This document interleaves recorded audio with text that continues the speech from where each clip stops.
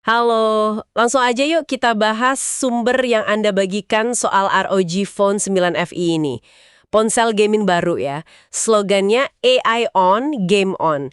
Kita mau kupas tuntas nih. Apa aja sih yang spesial dari AI-nya, desainnya? Ya semuanya lah khusus buat Anda. Pertanyaannya, ini beneran cuma buat gamer hardcore atau gimana? Tepat sekali. Sumber ini kayaknya menggambarkan ponsel yang coba gabungin performa gaming tinggi sama banyak fitur AI. Kita lihat nanti ya, gimana kecerdasan buatan ini bukan cuma gimmick gitu, tapi beneran dirancang buat bantu pas main game, sama ya buat sehari-hari juga. Mari kita bedah bareng-bareng. Oke, kita mulai dari AI gamingnya dulu ya. Ada Xsense 3.0 nih, katanya pakai AI buat mempermudah main game. Kayak ambil item otomatis gitu. Tapi sepraktis apa sih? Apa ini nggak kerasa kayak sedikit curang gitu?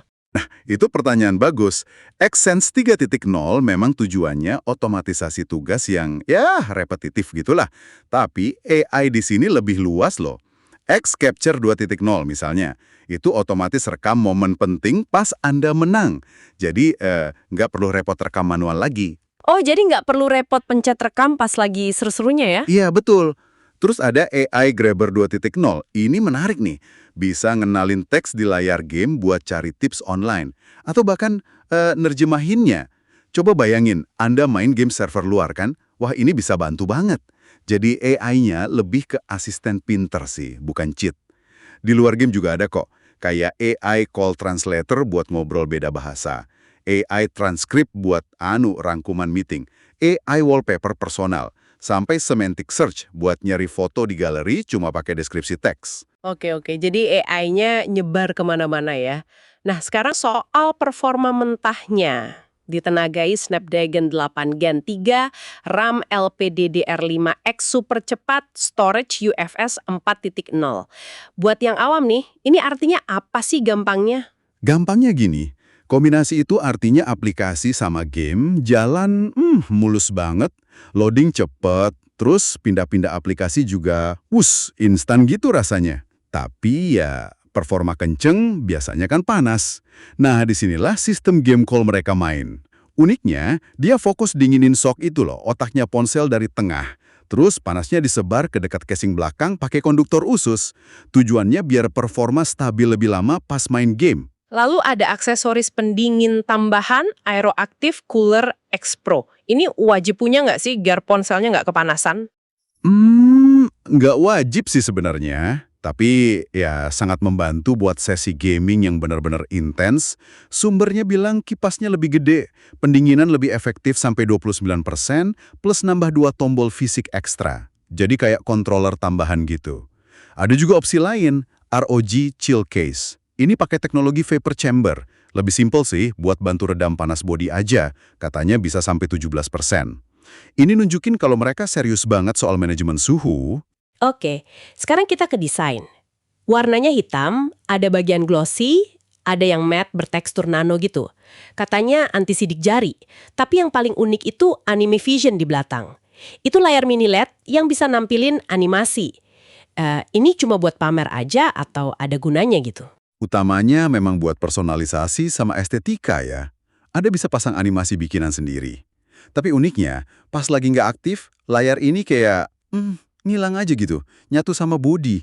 Jadi ponselnya bisa kelihatan garang atau malah kalem. Praktisnya lagi, udah ada IP68.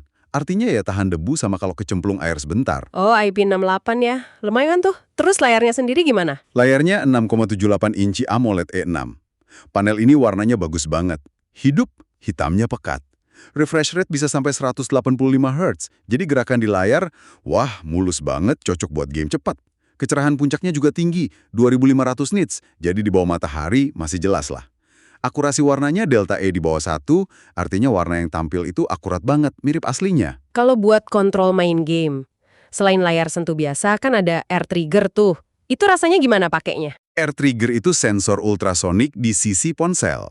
Nah, Anda bisa atur fungsinya kayak tombol L1 R1 di stick konsol. Bisa ditekan, diangkat, bahkan pakai sensor gerak buat ngebidik gitu. Jadi nambah kontrol tanpa harus nutupin layar. Kalau mau lebih mantap lagi ya bisa tambah tombol dari Aero Active Cooler X Pro tadi, atau pakai ROG Tizen biar jadi kayak konsol portable gitu. Tapi menariknya, sumber ini juga nekanin kameranya loh, nggak main-main. Sensor utamanya 50MP Sony IMX89, terus pakai gimbal stabilizer 6 sumbu. Gimbal, itu bikin stabil banget dong videonya. Iya banget, artinya video Anda bakal super stabil walau tangan goyang-goyang. Koreksinya sampai plus minus 3 derajat. Ada juga lensa ultrawide 13 megapiksel yang minim distorsi di pinggir foto.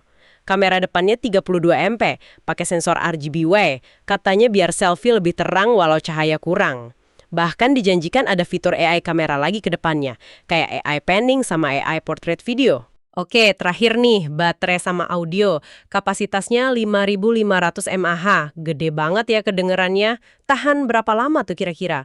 Dan ngecasnya cepet nggak? Gede banget memang. Sumbernya ngasih estimasi, ya minimal 3,4 jam buat main game berat non-stop, atau kalau streaming video bisa 23 jam. Lumayan kan?